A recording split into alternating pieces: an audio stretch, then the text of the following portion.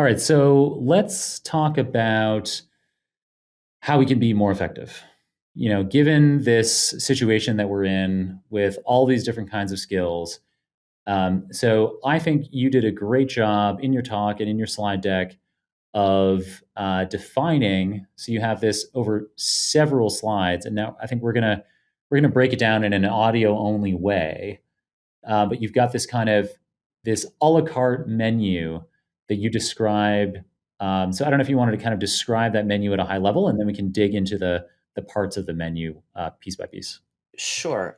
Before we do that, though, I did want to say that part of the reason I got to this work that or these ideas that we're going to be talking about and presenting today is that data science. I think data science is taking the levity out of the equation. Like sort of stopping making fun of ourselves. Like we know we haven't done a great job in defining this, and by all means, I'm not necessarily trying to solve that problem today. That's a big problem to tackle, but just raise awareness.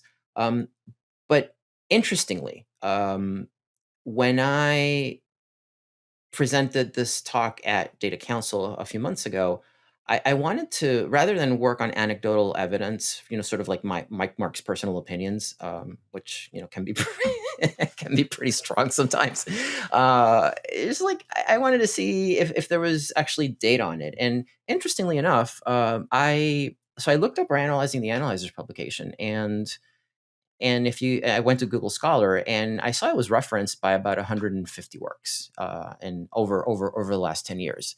And I kind of started going up that path, up the graph, like what's referencing. And I was, I guess I was humbly surprised that our work has been quoted by a lot of other folks that are also publishing some really great ideas on data science as a field, and data science education, skilling and competencies. So long story short is I sort of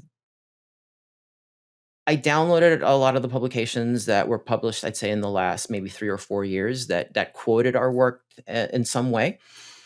And when I looked through the works, I found that there had been some research done that attempts to define this thing called data science, and it's hard, and it's also hard to teach because of all of the different elements. So when I attempted to summarize eh, all of these potential skills and competencies, to give folks a roadmap, right? Whether you're starting out, or you're mid-level, or you're a hiring manager, right, or a director or an executive, and you're actually looking to hire people, I think it's fair to understand that all of the different aspects that make up this thing that we call data science, and try to be reasonable with the expectations, and not just think that everything, I mean, the unicorn, right, kind of going back to the whole mythical unicorn, which I know we all talked about a long time ago, and I think we still talk about today.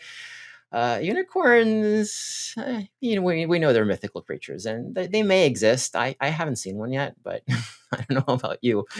uh, so in the attempt to map all these things, right? I came up with a, I would say, a framework where you look at the skills. It's like you you, you can't say.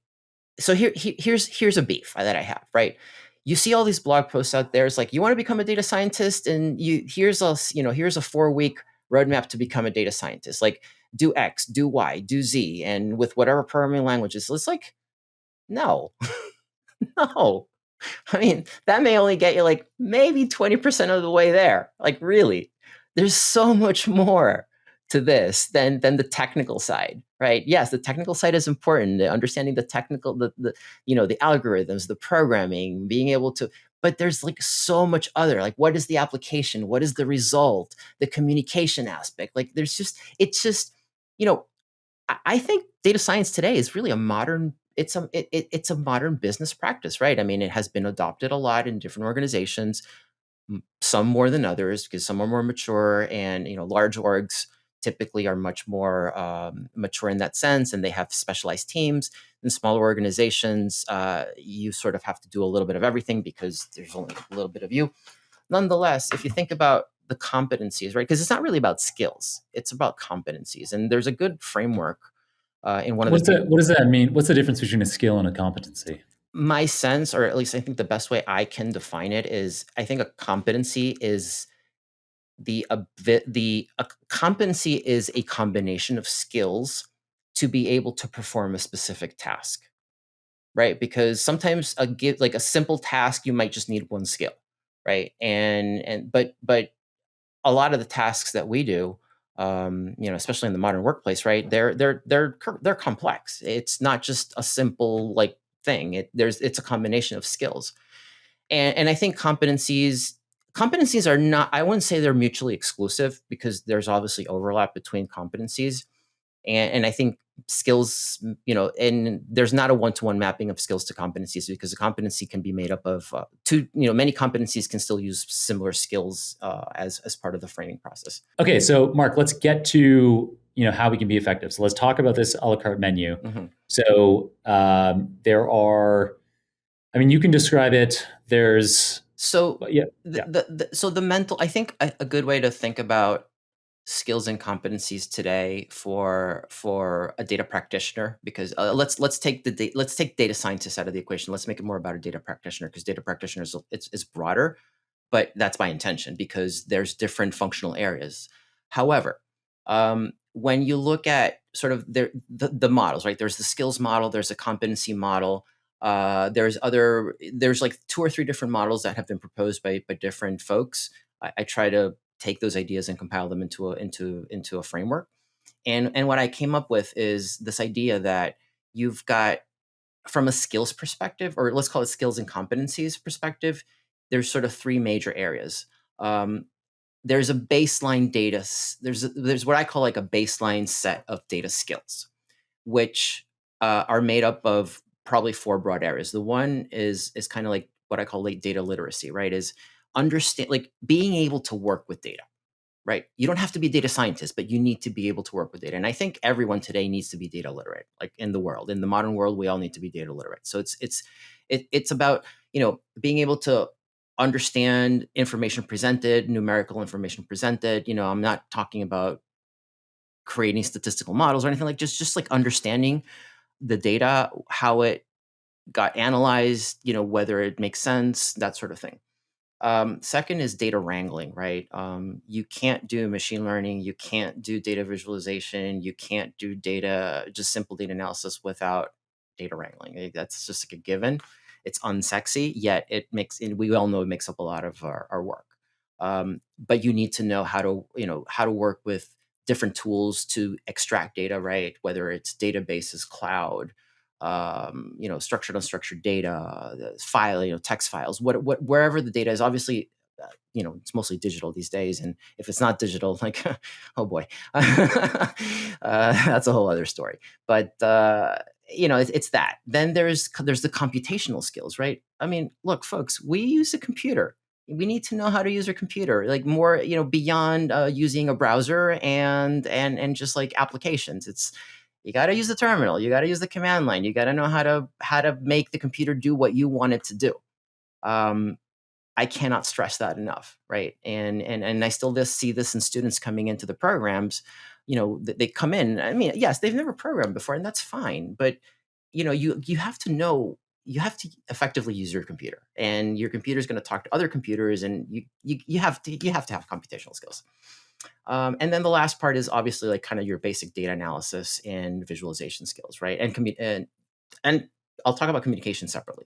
So those are like what I call baseline data skills. And gotcha. regardless, Yeah, so I'll recap those. So the baseline data skills that you defined in this a la carte menu for effective data science are data literacy, data wrangling, computational skills, and data visualization. yes, and Nice. and I'm saying here that it's much more than an a la carte menu, because you can't. It's not really a la carte. There's a lot of overlap here. Obviously, this is just one framework. Um, so it's not about just picking the boxes. It's about looking at the whole thing and focusing on the areas that make sense. But there's a lot of overlap, and it's very hard. And I said, the other thing, kind of going back to what I said before, is a lot, you see a lot of publications, people, whether they're blog posts or Medium posts, like, hey, I became a data scientist in 2 weeks. And, there's like a little roadmap. It's like, okay, start with the iris data set. Like, no, you're not using the iris data set anymore. I'm sorry. Or the penguins data set or the New York tax. Like, okay, fine. But like, that's an a la carte. It's like you have to check the boxes. This goes a lot further. It's not about checking the boxes. It's about understanding how all of these elements really come together. I don't know if that makes sense. Totally makes sense. Yeah, you're saying that we can't. There isn't a one size fits all shortcut to No, being the no. ultimate data scientist.